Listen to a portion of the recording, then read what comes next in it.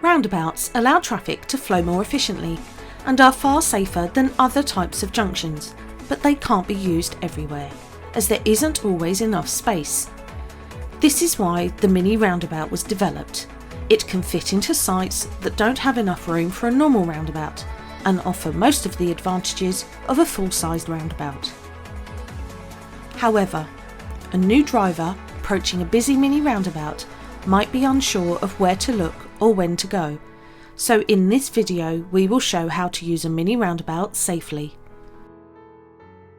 Before we start, make sure you subscribe to our channel and click the bell so you are alerted when we upload a new video.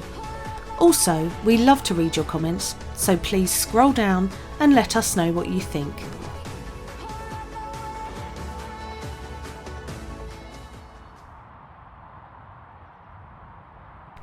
Mini-roundabouts are often used to replace a normal T-junction in areas that have a high flow of traffic.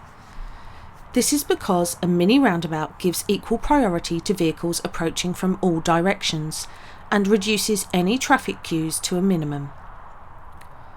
Unlike a junction with traffic lights, vehicles using a mini-roundabout spend very little time stationary, which saves time and fuel. Also, when the road is quiet, the mini-roundabout doesn't cause any delay, as we can cross the roundabout in any direction without stopping. It is important to look out for the sign for a mini-roundabout, since they are otherwise difficult to spot from a distance, because the island in the centre is much lower than a normal roundabout.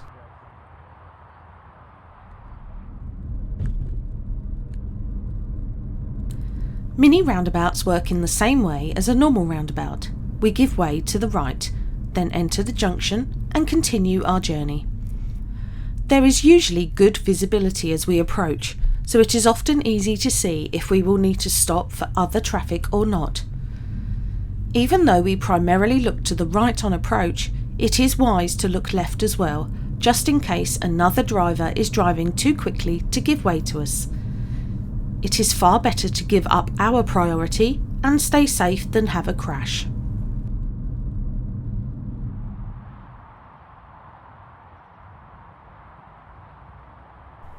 When turning left, the white car would indicate left and look to the right for traffic.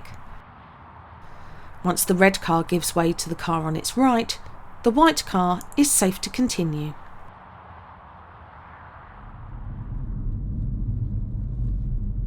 If we watch again from in-car, we can see the normal approach routine is used, before looking to the right once more.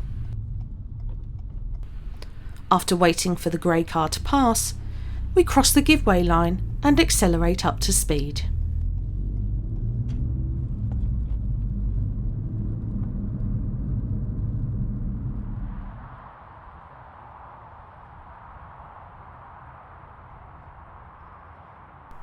When driving straight ahead, the red car would not need to indicate.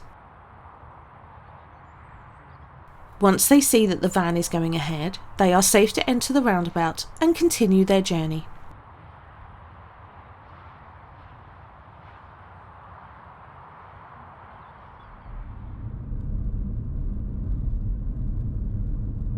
We approach the junction carefully to give us time to understand where others are going.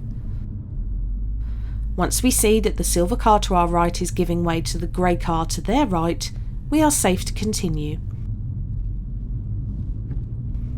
There is no need to indicate when leaving the mini-roundabout, as no one would benefit from our signal.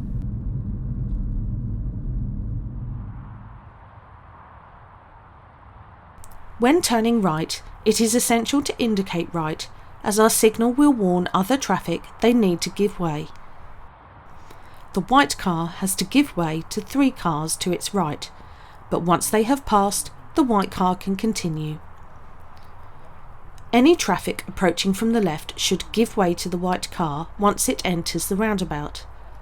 We should steer around the centre of the mini-roundabout if possible, but if there isn't enough room or we're driving a large vehicle, it's okay to drive across the centre.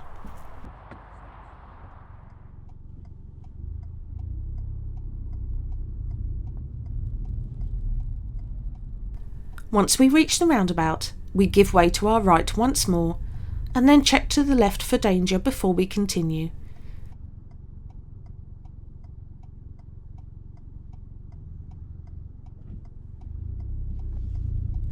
Since our right indicator and position makes it clear where we are going, there is no need to indicate when leaving the mini roundabout, although you can do so if you like.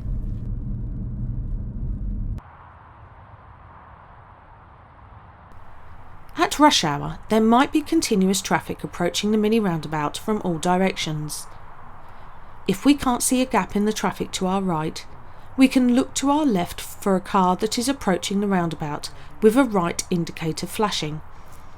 When this car enters the roundabout, the traffic to our right will have to give way to them, which gives us a few seconds to safely enter the roundabout. Alternatively, a car to our right that is indicating left will also give us a chance to go. With experience, these opportunities get easier to anticipate, and we rarely have to wait at the give-way line for long. Sometimes 3 cars arrive at the roundabout at the same time, give way to each other, and all stop at their give-way lines. If this should happen, it is normally okay to carefully cross the give-way line and enter the roundabout. Even if another car does this at the same time, there is room to carefully cross the roundabout together and continue.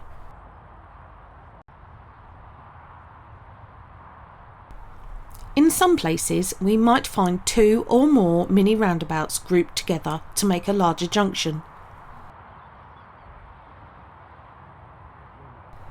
These can be confusing at first, but we just need to treat each mini roundabout separately. Sometimes there are up to 6 mini roundabouts in a circle, which means there can be more than one way to get to the same destination.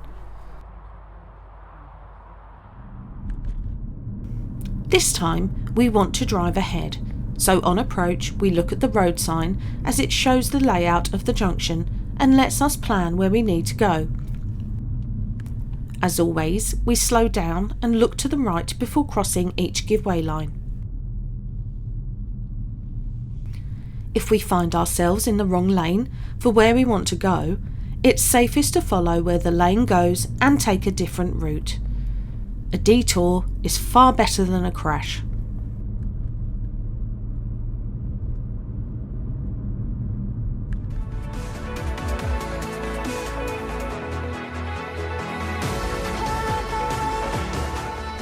So remember to approach the mini roundabout carefully, indicate to others if needed, look for a safe opportunity to enter, and wait at the give-way line if necessary.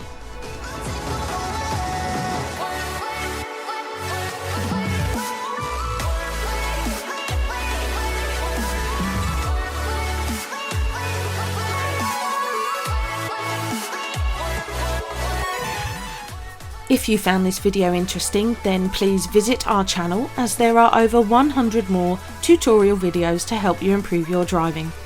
If you would like to help us make new videos, then please consider becoming a member or patron of our channel. Thanks for watching.